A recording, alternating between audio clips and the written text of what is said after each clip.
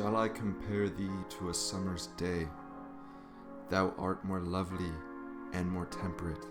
Do you recognize that? Well, if not, how about this? To be or not to be? That is the question. I would probably not believe you if you said no. These are but tiny excerpts from some of the works of the great William Shakespeare, one of the greatest writers and poets of the English language. His work spans hundreds of poems, dozens of plays, and more. The great Hamlet, the tragic Romeo and Juliet, and so many more have cemented themselves into the history of the English language. And in today's video, I want to delve into the life of Shakespeare, where he began, and ultimately where he ended, and what lies in between. And finally, what exactly is his legacy? So, before we get started, I want to quickly say, leave a like on the video, comment, subscribe. Helps out. But yeah, let's get into it.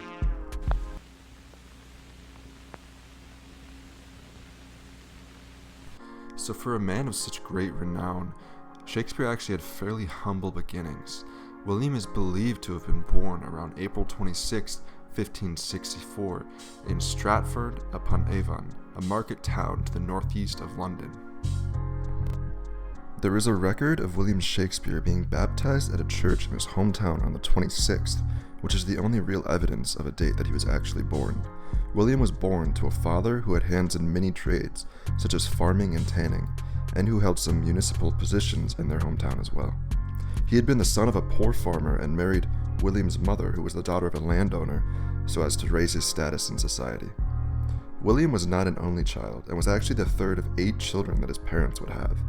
His early education and much of his early life, for the most part, is unknown. However, it is thought that he attended grammar school, where he would have picked up some of his talents early on. He reappears in the records again at the age of 18, when he married an Anne Hathaway. And no, I don't mean the modern actress, but a woman who at the time was actually 8 years older than William. The marriage is thought to have been due to her unexpected pregnancy, and soon after, their daughter Susanna was born in May of 1583. A couple years later, the couple had twins, Hamnet and Judith, in 1585.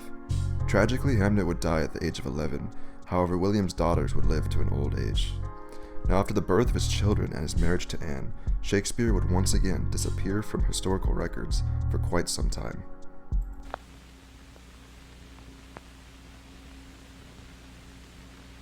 Now, as I mentioned previously, the vast majority of the known information about William Shakespeare is what was recorded through government documents and such. However, not being born into wealth and renown, the majority of his life was never really given the chance to be put to paper. Anyway, as I mentioned, Shakespeare disappeared from recorded history once again in 1585, and wouldn't appear again until 1592, a full 7 years later. At this time, he began working as an actor and playwright in London, where his plays encompassed some of the main genres of the time, those being tragedies, comedies, and histories. Shakespeare would join an acting troupe known as the Chamberlain's Men, with whom he would help to found the renowned Globe Theatre in 1599. The majority of Shakespeare's most popular works were created between the mid-1590s and 1612. This includes Romeo and Juliet, Hamlet, Macbeth, The Tempest, and many more. His plays were a great show for his creativity, his genius wordplay, and mastery of the English language. And not just that, but the history, politics, and political structure of that time. For writing is not just about creativity and being able to write well. It requires a broad knowledge of the topics on which you write, and Shakespeare had that, which helped to distinguish him from the others. Now, as I had mentioned before, he was not just a great playwright, but a poet as well.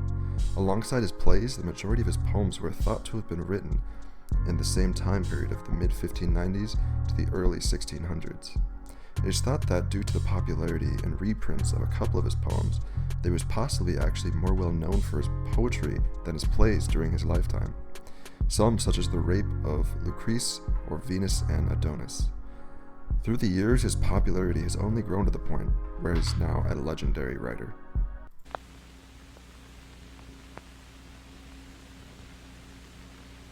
Shakespeare died at the age of 52 of unknown causes, the 23rd of April 1616, leaving the majority of his estate to his daughter Susanna, and his cause of death still to this day remains unknown.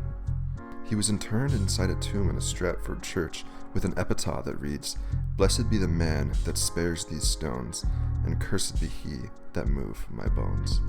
These words have scared off any would-be intruders of his tomb for centuries, and even today his body has never been touched. Shakespeare left his mark on the world, however. For starters, the English language has been partially shaped by his writing, with such words as fashionable, lackluster, and so many more being popularized by him, alongside phrases such as wild goose chase or one fell swoop. His dramatized style of writing still influences many today, which has led many to consider him to be the greatest dramaticist of all time. His many poems and plays are still popular today, and he is one of the most enduring writers of all time. Hamlet and Romeo and Juliet, for example, are still referenced and revered as masterpieces in modern times. Without a doubt, his influence can still be felt today, which is not something that can be said for many writers. Doubtless, he will remain in the historical memory, like such old writers as Homer or Sun Tzu, for many centuries to come.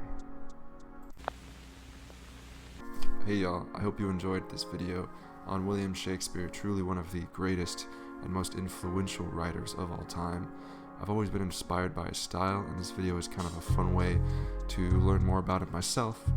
And if you enjoyed, as always, leave a like, comment, subscribe, comment some ideas of things you might like us to cover.